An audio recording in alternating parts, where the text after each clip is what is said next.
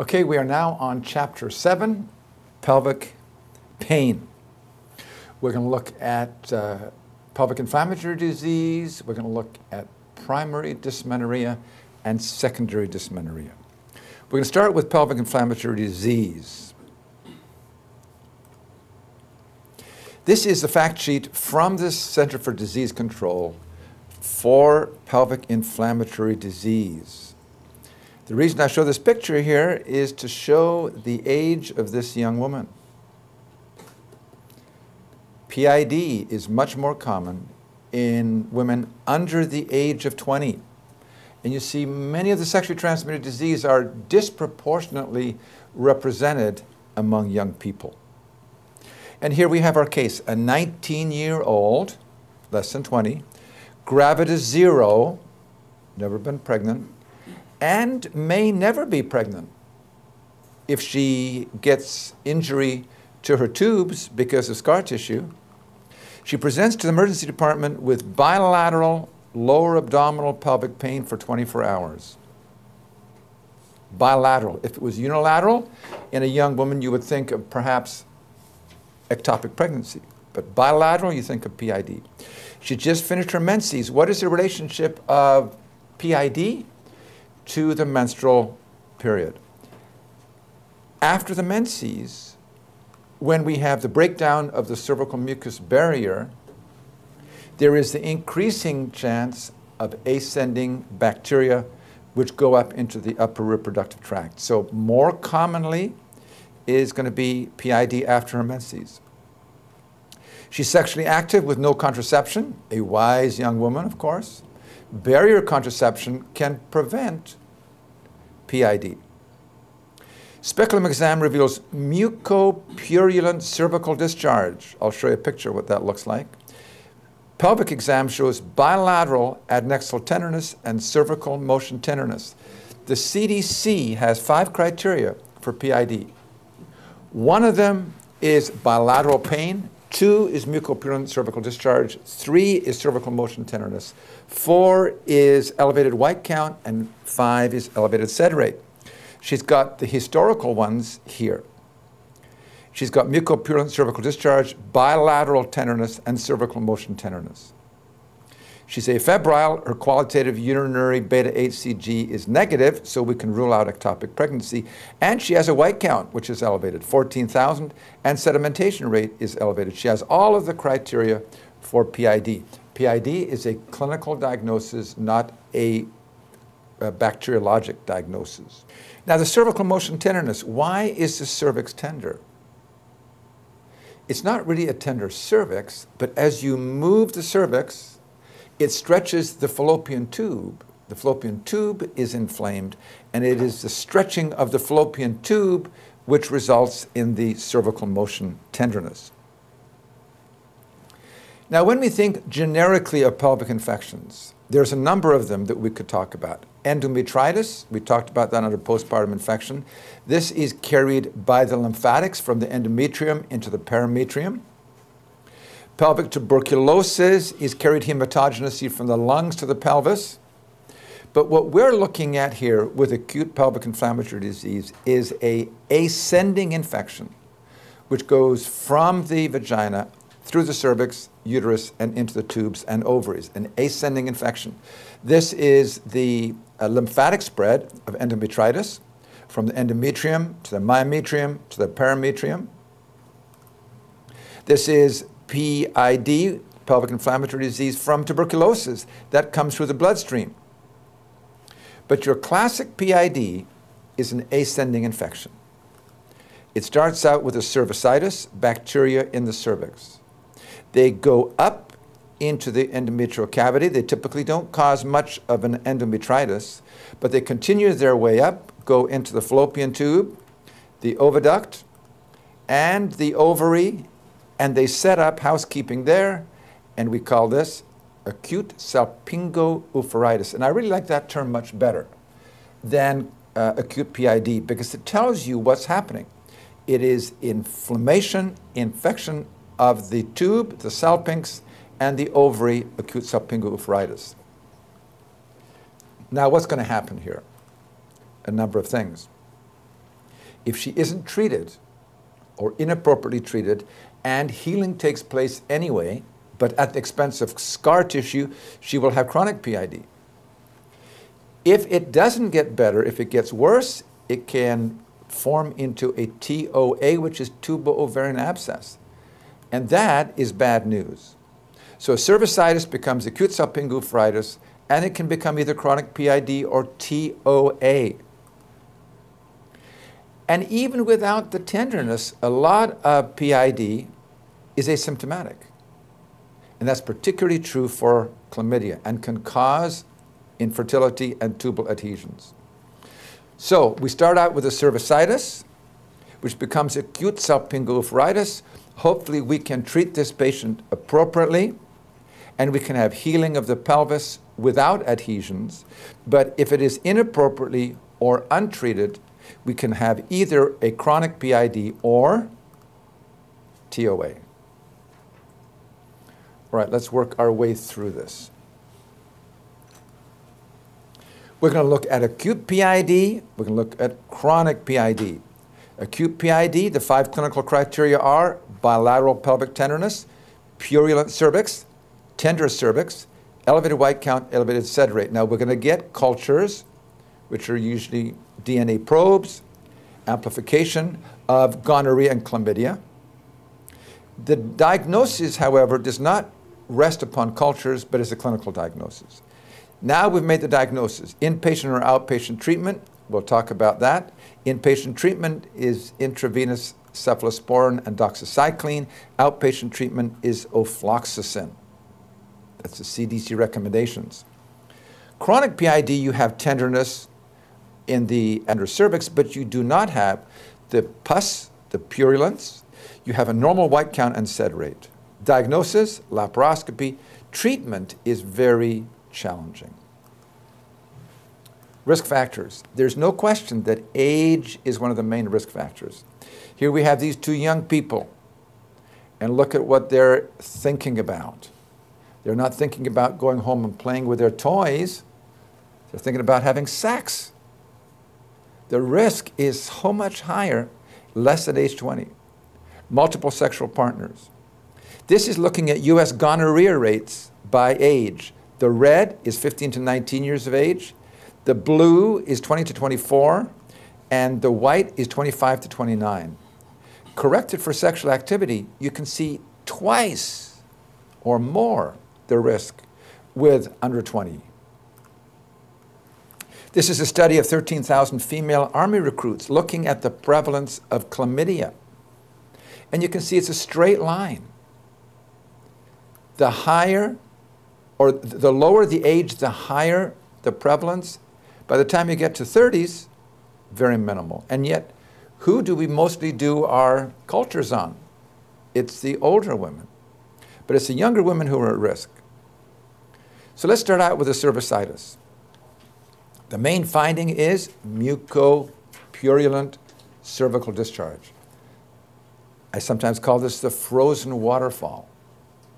Now, this is not the clear, pure water of Niagara, however. This is pure pus.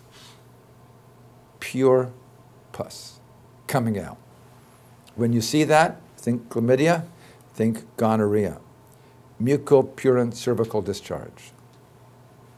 You can see what it looks like on a Q-tip swab here. Okay, what are the symptoms of cervicitis? Typically none. Because this is a lower tract infection, not an upper tract infection. On exam, no pelvic tenderness, no fever, but you do have mucopurulent cervical discharge. I showed you that picture.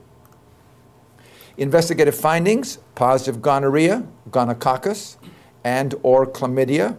Chlamydia is far more common than is the gonococcus. And the management. Azithromycin, a single oral dose for chlamydia, and cefixime, a single oral dose for gonorrhea. And what's nice about the single dose is you have high compliance. Cervicitis. Now we move to acute salpingo-uveitis. Here we have the ascending infection. It has gone from the lower tract now into the upper tract. Symptoms. And we talked about this. Bilateral pelvic pain. Unilateral, you think of ectopic. Bilateral, you think of acute PID or acute subpinguophoritis. On exam, mucopurulent cervical discharge, cervical motion tenderness, we talked about this, bilateral abdominal pelvic tenderness. And white count will be elevated, sed rate will be elevated because you have an active infection. Ultrasound typically is not helpful. Ultrasound works best if you have fluid tissue interfaces, if you have an enlargement of an organ. But what we have is an inflamed tube, but not really enlarged. Cultures eventually will come back as positive. In some Scandinavian countries, they'll do a laparoscopy to look for purulent, edematous, erythematous tubes. We don't do that here. It is a clinical diagnosis. Management, outpatient, if certain diagnoses. If you're not sure what the diagnosis is, like could it be appendicitis, you bring the patient in. No evidence of systemic infection. That would be a high fever, peritoneal signs, guarding, rigidity. No pelvic masses, no pelvic abscess. Those would be outpatient criteria. And the CDC, the 2006 recommendation is ofloxacin, PO-BID for 14 days. Or you could use the cephalosporin and the doxycycline. But the recommendation by the CDC is ofloxacin for 14 days. Now, if it is inpatient, the criteria are uncertain diagnosis, outpatient treatment failure, IUD in place, abscesses, pelvic masses, high fever, peritoneal signs, evidence of a systemic infection. The treatment, what we're going to be directing our treatment to is gonorrhea and chlamydia. The cephalosporin IV will be for the gonorrhea. The IV doxycycline is for the chlamydia. And we want to get high tissue levels. That's why we bring the patient in and we give it intravenously. The CDC says you could also use clindamycin and gentamicin. Now this would be more for secondary invaders, for your gram negatives, for your anaerobes. Your clindamycin for the anaerobes, the gentamicin for the gram negatives. This is more commonly used for tubo-ovarian abscesses rather than for acute subpinguophoritis. The PID criteria by the CDC are right here. Cervical motion tenderness, adnexal tenderness, and elevated sed rate, and so on. Criteria for hospitalization, surgical emergencies, pregnancy, that's very unusual, failure of oral antimicrobials, inability to follow or tolerate a PO regimen, severe illness, nausea, vomiting, high fever, or tubo-ovarian abscesses. We just talked about that. The recommendations for inpatient treatment are parenteral or IV cefotetan plus IV doxycycline. The parenteral regimen B, which would be the second choice, is clindamycin and gentamicin. The outpatient treatment is ofloxacin for 14 days or levofloxacin 14 days. Now this is very frustrating for me when I read this. With or without metronidazole. But they don't give any criteria for when you would or wouldn't use metronidazole. So I suspect on the exam, if you had outpatient treatment, I would probably go with ofloxacin plus metronidazole. But metronidazole is primarily, as you know, for the anaerobes. Things are getting worse. She's not getting better. She has masses seen on either imaging studies or on pelvic exam, tubo-ovarian abscess. Symptoms. This patient is sick. Severe bilateral pain, nausea, vomiting, lower abdominal pelvic, back or rectal tenderness. On exam, she looks septic, what we call a negative lipstick sign. Her hair is not done, her makeup is not on, her mascara is not on. She's feeling so sick. If you have two patients, both of who say, I'm really feeling bad, one of them has a positive lipstick sign. Everything is on, her makeup, her hair is done. The other one, She looks like a scarecrow. Which one do you think is more likely to be septic? Second one, negative lipstick sign. You can tell from the door, high fever, pulse up, blood pressure may be low, peritoneal signs, guarding, rigidity, bilateral adnexal masses. Wow. This patient is inpatient treatment. Investigative findings. Ultimately, cervical and blood cultures may come back positive. White count SED rate are markedly elevated. On CT scan, we have bilateral complex pelvic masses. Now, what do you think we're going to do with a tubal ovarian abscess? Now, when you hear the word abscess, what's the treatment typically for an abscess? Drainage, right? Well, this is not your typical abscess. It's not your typical pus pocket. What we have here is an inflammatory mass, which includes perhaps the uterus, the tubes, the ovaries, the bowel, the omentum, all kind of stuck together, an inflammatory mass. And interestingly enough, most of these will respond to antibiotics. Now, this is not caused by your chlamydia or gonorrhea. That damage has already taken place beforehand, and now we have what we call the secondary invaders that come in. Your gram-negatives, your anaerobes, and so this is where you would use clindamycin and gentamicin. IV, this patient may need to be NPO, maybe in the ICU, and we will hope to see a response in the fever curve, temperature's coming down, tenderness is improving, the masses are decreasing in size in 72 hours. If not, you may need to explore, do a laparotomy, or percutaneous drainage. This is an ultrasound image which shows the tubal ovarian abscess, a complex mass of all kinds of things stuck together. And we're going to treat this with IV antibiotics, and down here, look at what happens. 3 weeks later, markedly shrunk in size, and the patient is improved. So, we're going to treat with IV antibiotics, TOA. All right, chronic PID. Chronic PID has findings similar to acute PID, but also different. There is bilateral pain, but it is chronic pain, often associated with infertility, ectopic pregnancy, abnormal bleeding. On exam, we have cervical motion tenderness. We have bilateral adnexal tenderness, but what you don't have is no mucopurulent cervical discharge. There is no fever. There is no tachycardia because there's no infection. There's no infection. White count is normal. Sedimentation rate is within normal limits.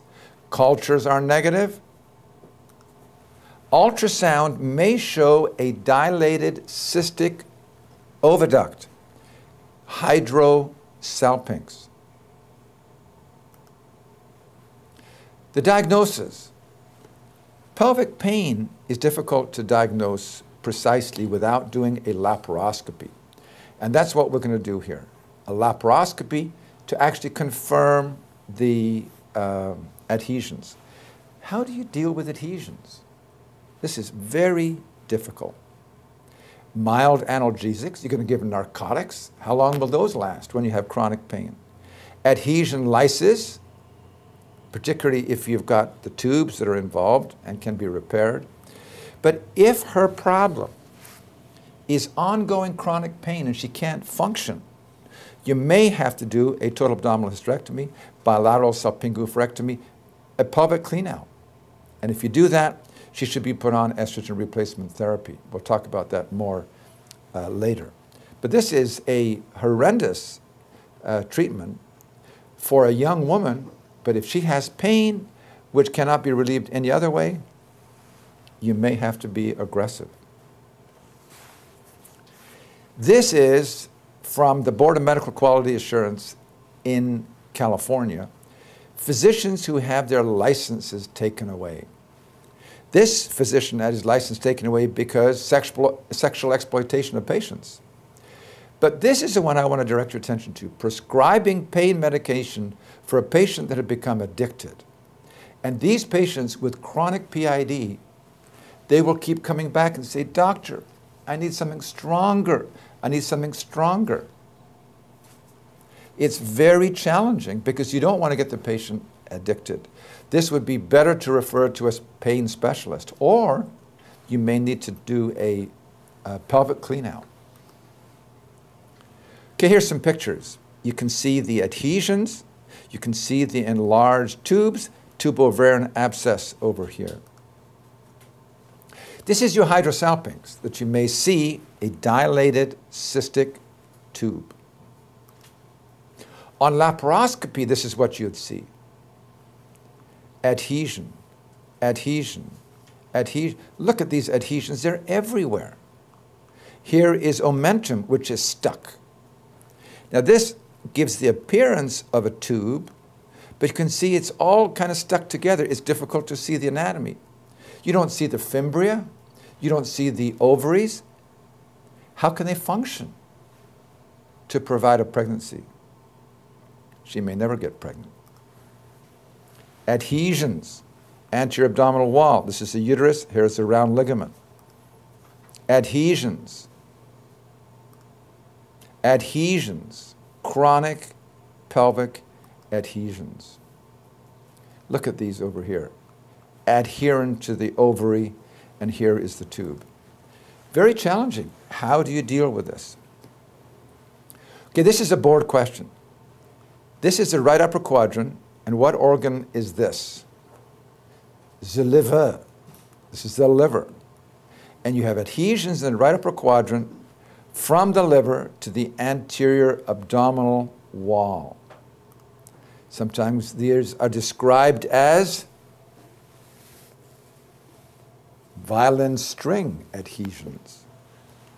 What do we call that? Right upper quadrant pain, violin string adhesions associated with a very purulent PID and a perihepatitis.